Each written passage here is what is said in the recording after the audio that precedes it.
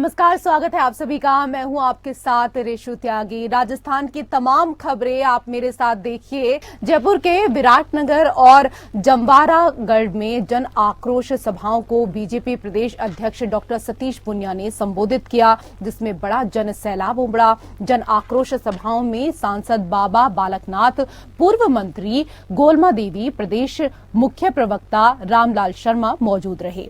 सभाओं को संबोधित करते हुए सतीश पूनिया ने कहा कि राजस्थान में कांग्रेस सरकार का किस्सा कुर्सी का चल रहा है। इनके झगड़े के कारण प्रदेश का विकास ठप पड़ा हुआ है।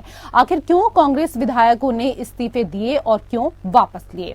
राजस्थान की जनता जवाब मांग रही है और चुनाव में भी जनता कांग्रेस के विधायकों और सरकार से जवाब मांगेगी। उन्होंने कहा कि प्रधानमंत्री नरेंद्र मोदी के मजबूत इरादों और कर कमलों से अयोध्या में भगवान श्री राम मंदिर के भव्य निर्माण का आगाज किया गया, जिस पर सभी देशवासियों को गर्व है।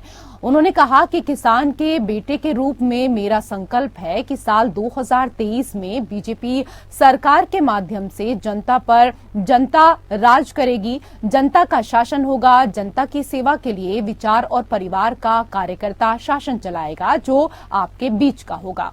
वहीं जन आक्रोश सभा से पहले सतीश पूनिया और रामलाल शर्मा ने सामोद पहुंचकर खंडेला पलसाना मार्ग पर सड़क हादसे में मारे गए लोगों के परिजनों से मुलाकात कर उन्हें ढांढस बंधाई। उन्होंने पीड़ित परिजनों को अपने एक महीने का वेतन देने के लिए कहा। साथ ही क्राउड फंडिंग के जरिए भी राशि एकत्रित कर पीड़ित परिवार को सौंपेंगे।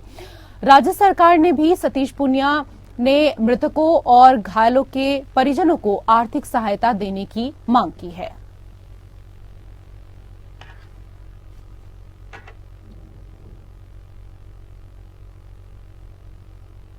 उधर अलवर सांसद बाबा बालकनाथ ने बहरोड विधायक पर गंभीर आरोप लगाते हुए कहा कि गलती से ही उन्हें भगवान ने पैदा कर दिया और गलती से ही बहरोड की जनता ने उन्हें जिताकर भेज दिया है। यह बहरोड का दुर्भाग्य है। यह बात बाबा बालकनाथ ने राजकीय धर्मचंद गांधी महाविद्यालय के छात्र संघ शपथ ग्रहण समारोह के दौरान लोगों को संबोधित करते हुए कही।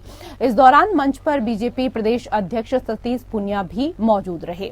अलवर सांसद ने कहा कि आज जो छात्र संघ अध्यक्ष का शपथ ग्रहण समारोह है, उसके लिए छात्र संघ अध्यक्ष विपिन यादव ने 3 दिन का अनशन भी किया था, जिसके बाद आज यह कार्यक्रम आयोजित हुआ। वहीं बीजेपी प्रदेश अध्यक्ष सतीश पूनिया छात्र संघ अध्यक्ष विपिन को बधाई उन्होंने दी। उन्होंने कहा कि विपिन की इतनी कड़ी मेहनत के बाद यह कार्यक्रम आयोजित किया गया है। साथ ही 3 घंटे लेट हो जाने के बाद उन्हें लोगों से गलती मानते हुए कहा कि उन्हें नहीं पता था कि बहरोड का पानी इतना कठिन है, जो मेरे इंतजार में 3 घंटे तक बैठा रहा। उन्होंने कहा कि वो क्षमा प्रार्थी हैं, लेकिन आभार भी जताते हैं जो मेरे आने तक इस कार्यक्रम में रुके रहे। कार्यक्रम में पहुंचने के बाद बीजेपी कार्यकर्ताओं के द्वारा बीजेपी प्रदेश अध्यक्ष का जोरदार स्वागत किया गया। साथ ही मोमेंटो देकर सम्मानित भी किया गया। इस दौरान मुंडावर विधायक मनजीत चौधरी, बीजेपी उत्तर जिला अध्यक्ष बलवान सिंह यादव, बीजेपी नेता मोहित यादव सहित बीजेपी के पदाधिकारी और ग्रामीण मौजूद रहे। इतनी तानाशाही एक ऐसे छात्र के साथ में की जा रही थी, जिस छात्र ने न केवल शिक्षा के साथ साथ में अभी तो अपनी प्रतिभा के माध्यम से मतलब खेल क्षेत्र के अंदर जो कुश्ती का खिलाड़ी है, नेशनल लेवल का खिलाड़ी है, जो नेशनल खेल चुका है और आगे भविष्य में खेलने भी जा रहा है, ऐसे छात्र के साथ में अत्याचार और अन्याय हुआ। क्योंकि छात्र संघों से, विद्यार्थियों से ही देश की राजनीति का नया भविष्य सुखद होता है और मैं उसकी भावना समझता हूं। इतना ही भरोसा दे सकता हूं कि आज शायद हम देने लायक नहीं है, लेकिन आपकी इस भावना के मद्देनजर ये पूरा भरोसा देता हूं कि भारतीय जनता पार्टी की सरकार आएगी और आपकी भावना के मद्देनजर इस बहरोड के राजकीय महाविद्यालय के उत्थान के लिए, इसकी खूबसूरती के लिए जो हमसे बन पड़ेगा, निश्चित रूप से करेंगे। अगली खबर विराटनगर से है, जहां के भाबरू थाना इलाके में हाईवे पर एक कार अनियंत्रित होकर डिवाइडर से जा टकराई। हादसे के बाद कार में आग लग गई। दुर्घटना के बाद कार सवार लोगों ने बाहर निकलकर अपनी जान बचाई। बताया जा रहा है कि कार तेज गति से दिल्ली से जयपुर की तरफ जा रही थी। ढानी गैसकान के पास पहुंचने पर कार अनियंत्रित हो गई और हाईवे पर बने डिवाइडर से टकरा गई।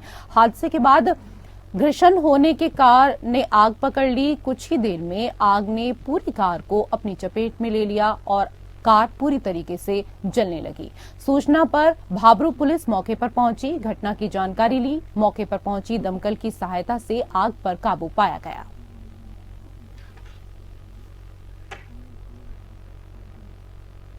अगर आप बेरोजगार हैं या एक महीने में 4,000 रुपए कमाते हैं और आपको जीएसटी करोड़ों रुपए का नोटिस थमा दे तो आप पर क्या बीतेगी। ऐसा ही एक मामला जैसलमेर के युवक नरपत राम के साथ सामने आया है। रिदवा गांव के निवासी नरपत राम को जीएसटी ने 1,39 लाख रुपए का नोटिस दिया तो उसके होश उड़ गए। युवक जब नोटिस लेकर सीए के पास गया तो उसे मालूम हुआ कि उसके पैन कार्ड नंबर से छेड़छाड़ कर कोई फर्म संचालित कर रहा है और उस फर्म पर करोड़ों रुपए का टर्नओवर है। इसकी शिकायत लेकर युवक सदर थाने गया, लेकिन पुलिस ने अभी तक उसका मुकदमा दर्ज नहीं किया। पीड़ित नरपत राम ने बताया कि 29 दिसंबर को पोस्टमैन ने लिफाफा दिया जिसमें जीएसटी विभाग का नोटिस था। उसके बाद जैसलमेर में सीए के पास गया तो उन्होंने बताया कि आपके नाम से दिल्ली में कोई फर्म संचालित की जा रही है। नोटिस में कहा गया है कि 9 जनवरी से पहले दिल्ली जाकर 1,39,69,000 रुपए जमा करवाने होंगे। पीड़ित ने कहा कि वो बेरोजगार है और शिक्षक भर्ती की तैयारी कर रहा है। युवक ने एसपी को प्रार्थना पत्र सौंपकर न्याय की गुहार लगाई है।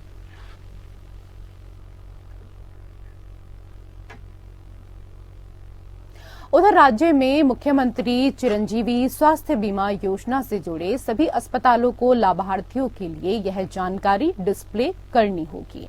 उनके अस्पताल में चिरंजीवी योजना के तहत कौन कौन सी स्पेशलिटी उपलब्ध हैं और कौन कौन से डॉक्टर उससे संबंधित हैं। योजना से जुड़े सभी सरकारी और निजी अस्पतालों को यह जानकारी देने वाले डिस्प्ले बोर्ड अस्पताल में विभिन्न स्थानों पर लगाने होंगे।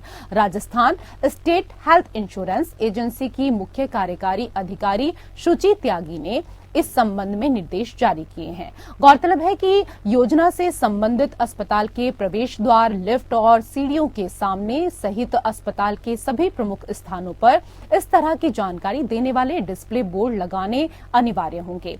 लेकिन हाल ही में कुछ अस्पतालों के निरीक्षण के दौरान यह पाया गया कि निर्धारित फॉर्मेट में जानकारी प्रदर्शित करने वाले डिस्प्ले बोर्ड या तो नहीं लगे हैं या उनमें पूरी जानकारी नहीं है। स्टेट हेल्थ इंश्योरेंस एजेंसी की मुख्य कार्यकारी अधिकारी शुचि त्यागी ने वीडियो कॉन्फ्रेंसिंग के माध्यम से सभी जिलों में पदस्थापित डिस्ट्रिक्ट प्रोग्राम कोऑर्डिनेटर को 2 दिनों में ये सभी व्यवस्थाएं सुनिश्चित करने के निर्देश दिए हैं। उन्होंने कहा कि योजना से जुड़े सभी अधिकारियों के लिए यह रेगुलर मॉनिटरिंग का पार्ट होना चाहिए। वहीं लाभार्थियों को किसी भी तरह की परेशानी योजना का लाभ लेने में नहीं आनी चाहिए। शुचि त्यागी ने कहा कि योजना से जुड़े सभी अधिकारी और कर्मचारी खुद को लाभार्थी मानकर योजना का क्रियान्वयन सुनिश्चित कराएं। मुख्य कार्यकारी अधिकारी ने कहा कि जिन अस्पतालों में स्पेशलिटी पैकेज और डॉक्टर्स की जानकारी वाले डिस्प्ले बोर्ड नहीं मिलेंगे, उनके खिलाफ कार्रवाई की जाएगी।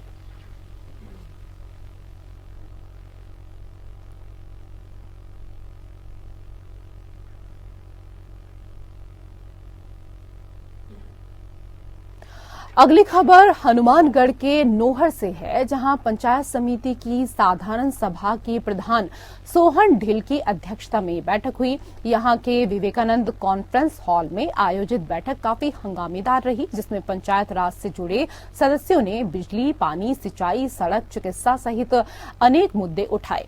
कुछ समस्याओं का बैठक में मौके पर ही समाधान किया गया। बैठक में अनेक जनप्रतिनिधियों ने सर्दी होने के बावजूद भी क्षेत्र में पेयजल समस्या और बिजली कटौती की समस्या का मुद्दा सदन में उठाया।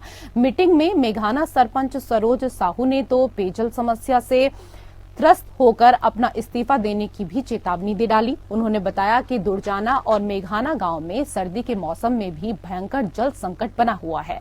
प्रशासन को बार बार अवगत करवाने के बाद भी समस्या का समाधान नहीं हो रहा है। उन्होंने कहा कि अगर 7 दिनों में पेयजल समस्या का समाधान नहीं हुआ तो वो अपने पद से इस्तीफा दे देंगी, जिस पर पंचायत समिति प्रधान ने संबंधित अधिकारियों को 1 सप्ताह में समस्या का निराकरण करने का भरोसा दिलाया है। इसके अलावा बैठक में अन्य मुद्दों पर भी चर्चा की गई। बैठक में विभिन्न विभागों के अधिकारी, कर्मचारी और जनप्रतिनिधि पहुंचे हुए थे। अगली खबर हनुमानगढ़ के रावतसर से है, जहां पुलिस ने 70 ग्राम हेरोइन सहित एक युवक को गिरफ्तार किया। नशे और मादक पदार्थों के खिलाफ चलाए जा रहे अभियान के तहत पुलिस को ये बड़ी कामयाबी मिली है। रावतसर पुलिस थाने के एसआई हरबंस लाल ने गश्त के दौरान राजकीय पशु चिकित्सालय के सामने एक युवक सचिन उर्फ कालू को हेरोइन के साथ गिरफ्तार किया। पुलिस ने गिरफ्तार युवक के खिलाफ एनडीपीएस एक्ट के तहत मामला दर्ज कर लिया है। उच्च न्यायालय के निर्देशन में अवैध मादक पदार्थों के खिलाफ चलाए जा रहे अभियान की निरंतरता में कल एक शख्स जिसका नाम सचिन उर्फ कालूराम, जो भादरा क्षेत्र का निवासी है, उसको रावतसर कस्बे में सब इंस्पेक्टर हरबंस लाल द्वारा 70 ग्राम चिट्टे के साथ गिरफ्तार किया गया है, जिसमें प्रकरण 8/21 में दर्ज करके अग्रिम अनुसंधान मेरे द्वारा किया जा रहा है। उधर श्री गंगानगर में मुख्यमंत्री चिरंजीवी स्वास्थ्य बीमा योजना के अंतर्गत निजी चिकित्सालयों की बैठक जिला कलेक्टर सौरभ स्वामी की अध्यक्षता में आयोजित की गई। इसमें एडीएम प्रशासन डॉक्टर हरितिमा ने मुख्य चिकित्सा एवं स्वास्थ्य अधिकारी को जरूरी निर्देश दिए। बैठक में उन्होंने कहा कि निजी चिकित्सालयों में सीएम स्वास्थ्य बीमा योजना, पीसीपीएनडीटी एक्ट एवं अन्य विभागीय योजनाओं के प्रभावी क्रियान्वयन सहित विभिन्न मुद्दों पर चर्चा हुई। स्वास्थ्य विभाग के संबंधित अधिकारियों ने जिले के समस्त संबंधित निजी अस्पतालों के संचालकों, संबंधित संगठनों के अध्यक्षगण को इसमें शामिल होने के लिए कहा था।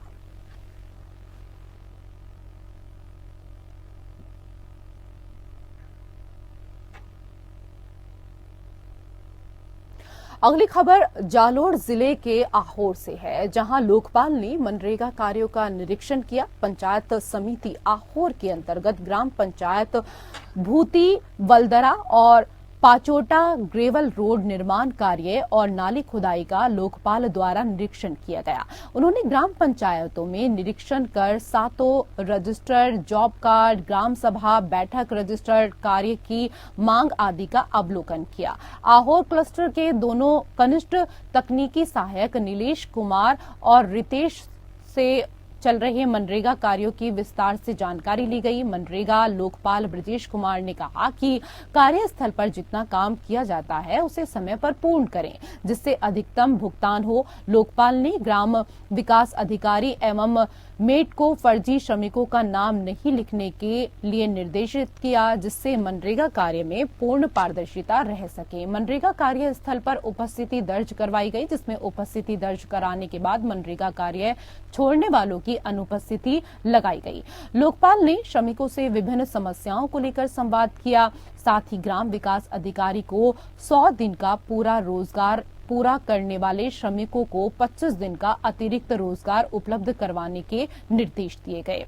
ब्रजेश कुमार ने मौके पर मेडिकल किट, पानी आदि की व्यवस्था को दुरुस्त करने के लिए निर्देश दिए हैं। उन्होंने चिरंजीवी बीमा योजना में अधिक से अधिक बीमा करवाने के लिए भी कहा। वहीं लोकपाल ने कहा कि श्रमिक अपने अधिकारों के प्रति सदैव जागरूक रहें।